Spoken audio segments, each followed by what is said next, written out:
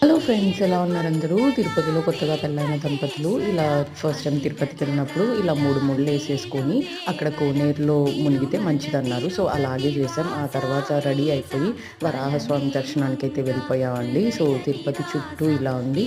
తిరుపతిలో ఎంటర్ అయిన తర్వాత ఆ వచ్చే గాలి ఎంతమందికి ఇష్టమో కమెంట్ బాక్స్లో పోస్ట్ చేయండి. మా ఆయన అయితే ఇలా రెడీ అయిపోయారు. సో అలా వరాహస్వామి క్యూ లైన్లో నిలబడిపోయాం. ఆ తర్వాత గజేంద్రుడు వస్తే ఆయనకి ఇలా దండం పెట్టేసుకున్నామన్నమాట. ఈ కోనేరుని ఏదో అలా వీడియో తీశాను.